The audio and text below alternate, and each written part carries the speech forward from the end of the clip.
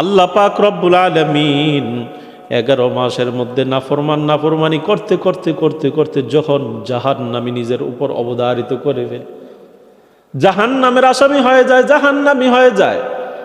রমজানকে পাওয়ার পরে যখন ওই জাহান্নামী অপরাধী বান্দা ইবাদত বন্দিগির মাধ্যমে আল্লাহ পাকের কাছে কান্নাকাটি রোনাজারি করে, তাওবাতিল্লাহ করে, তখন আল্লাহ পাক 11 মাসের মধ্যে যেই কুলাঙ্গার নাফরমানি করে জাহান্নামী হয়ে যায়, তাকে রমজানের তাওবার বরকতে জাহান্নাম থেকে মুক্তি দিয়ে দেয়। ওতাকাউ মিনান নার, রমজানের আলাদা বৈশিষ্ট্য, এটা অন্য কোনো মাসের মধ্যে নেই।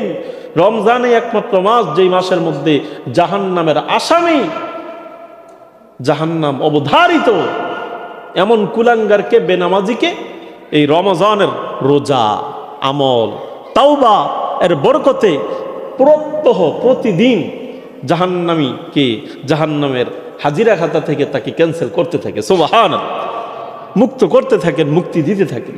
এটা কোন মাসে? শুধুই মাত্র এই রমজানুল মুবারক।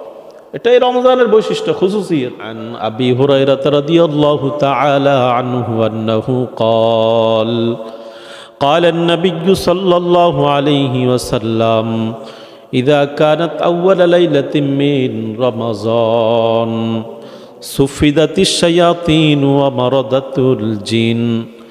পয়গম্বর বলেন, রমজানের প্রথম রজনীতে যখন চাঁদ দেখা যায়, তখনই পুরা পৃথিবীতে আনাচে কানাচে যেখানে শয়তান এবং ইবলিস জিন্নাতরা বসবাস করে, তাদের সকলকে আল্লাহ পাক ফেরেশতার মাধ্যমে তাদেরকে হাঁকিয়ে নিয়ে যায় আর সমুদ্রের মধ্যে তাদেরকে শিকলাবদ্ধ করে বেষ্টন করে রাখে। কেন?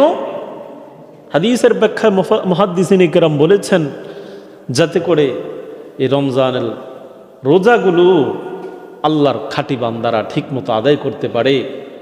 শয়তান আর ইবলিস আর জিনেরা বান্দাদের রোজার মধ্যে কোনো ধরনের গুনাহ, অপরাধ, অপকর্মের মাধ্যমে, ওয়াসওয়াসার মাধ্যমে তাদের রোজাগুলোর কোনো ধরনের ক্ষতি সাধন করতে না পারে।